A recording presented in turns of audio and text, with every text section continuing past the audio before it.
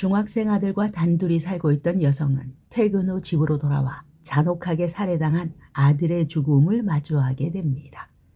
2021년 7월 18일 오전 9시 여성은 평소와 같이 음식점으로 출근을 합니다. 같은 시각 여성이 출근하는 것을 확인한 남성 2명.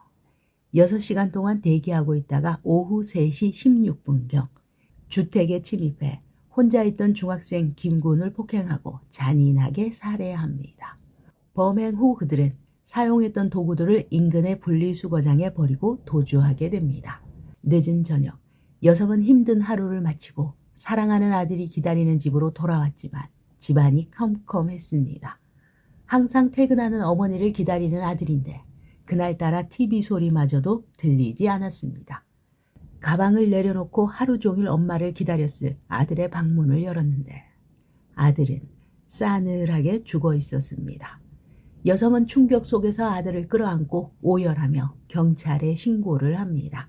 출동한 경찰은 타살 정황을 발견합니다. 피해자 김군은 청테이프로 손발이 묶여 있었고 코와 입 역시 테이프로 감겨 있었습니다. 그리고 온몸에는 곳곳에 폭행의 흔적이 고스란히 남아 있었습니다. 부검 결과 결정적인 사인은 경부 압박, 질식사로 나왔습니다.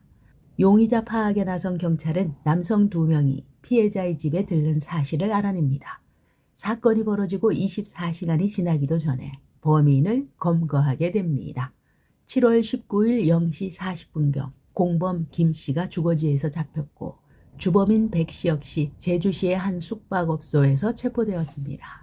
이들은 어째서 이렇게 어린 학생을 무참하게 살해했을까요? 48살의 남성 백씨는 김군의 어머니와 사실혼 관계에 있었다고 합니다. 사건이 벌어지기 얼마 전까지 백씨는 김군의 어머니와 함께 살았는데 당시 상습적으로 폭행을 일삼아 피해자의 집 접근 금지 명령을 받은 적도 있었습니다. 그래서 집 주변에 CCTV가 경찰의 모니터링용으로 설치되어 있었고 백씨와 공범이 그 집 안으로 들어가는 장면과 나오는 장면이 모두 녹화되어 있었던 것입니다. 그런데 이 사건은 처음부터 아주 계획적이었다는 것을 알 수 있습니다. 이들은 김군이 있는 집으로 들어가면서 대문을 그냥 두고서도 남성 2명이 담장을 넘어 피해자의 방이 있는 2층 창문을 이용해서 침입했다는 점입니다. 백씨는 1973년생으로 이 사건 이전에도 자신과 사귀다가 헤어진 여인에게는 보복 범죄를 여러 번 저질러 온 것으로 드러났습니다. 2003년 자신과 사귀던 여성이 이별을 통보하자 그 여성의 집에 불을 질렀었고 2010년 다시 찾아가서 살해 위협을 하고 폭행을 해서 징역 2년, 집행유예 3년을 선고받은 적이 있다고 합니다. 그렇게 출소 후 집행유예 기간 중에 또 다른 여성을 사귀다가 살인 미수와 협박을 일삼아 징역 6개월을 선고받은 적도 있다고 합니다. 그 후 2018년 11월부터는 김군이 살던 집에서 김군과 그의 어머니 그리고 백씨와 그의 친아들 총 4명이 함께 살기 시작했습니다. 당시 김군은 그를 아빠라고 부르며 잘 따랐고 그의 아들과도 사이좋게 지냈다고 하는데요. 그러나 시간이 갈수록 백씨는 김군의 어머니에게 심하게 집착하면서 연락이 잘 되지 않는다거나 집에 늦게 들어온다 등의 이유로 데이트 폭력을 가하기 시작했다고 합니다. 결국 이것을 도저히 참을 수 없어 2021년 5월에 별거를 시작했지만 백씨는 여기서 멈추지 않았습니다. 한밤중에 김군의 집에 침입해 잠자던 어머니의 목을 조르면서 폭행하기도 하고 집에 설치된 가스통의 관을 잘라서 가스가 새어나오게 하면서 어머니에게 살해 협박을 일삼았다고 합니다. 이 사건으로 인해서 제주지방법원으로부터 피해자 집 100m 이내 접근 금지 명령을 받았던 것입니다. 백씨로부터 지속적인 폭행과 협박을 당해왔던 여성은 중학생의 어린 아들도 있어 위험하니 경찰에 신변 보호 요청을 했지만 그 제도는 당시 완전하게 이행되지 않았다고 합니다.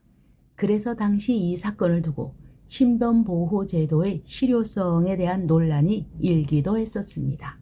또한 경찰에 비상호출용 스마트워치 지급을 요청했지만 어이없게도 담당자의 실수로 지급이 늦어졌고 결국 피해자는 살해당할 때까지 끝내 스마트워치를 구경조차 하지 못했습니다.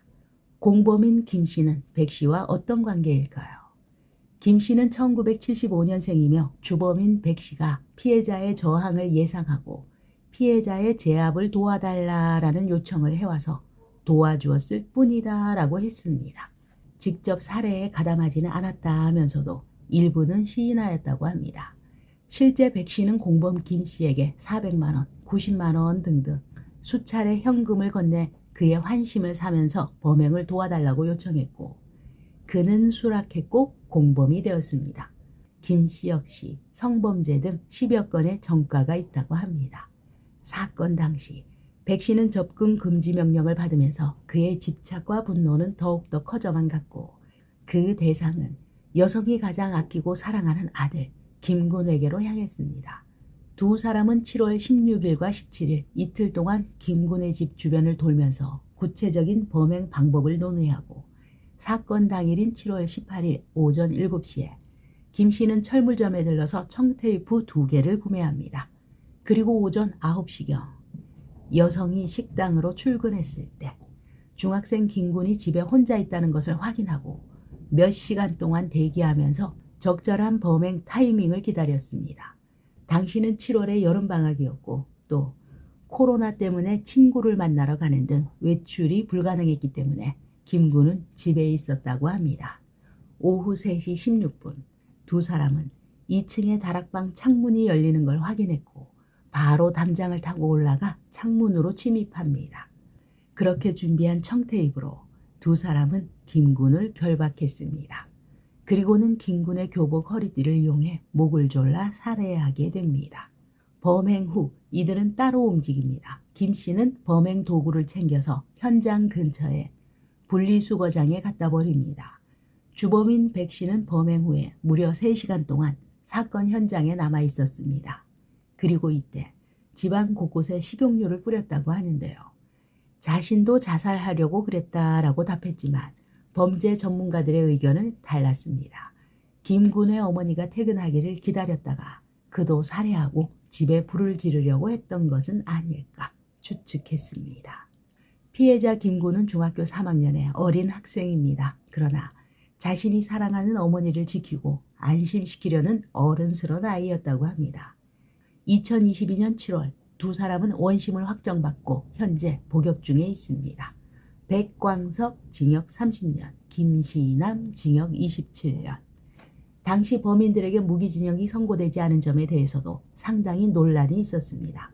유가족들은 사형이 아니라면 무기징역이라도 내려달라고 법원에 수차례 탄원서를 제출했고 1심, 2심 일관되게 사형을 구형하였지만 법원 측에서는 피해자가 중학생치고 덩치가 건장하며 살해 방식이 비교적 잔혹하지 않다는 점을 들어 유기징역을 확정했다고 합니다.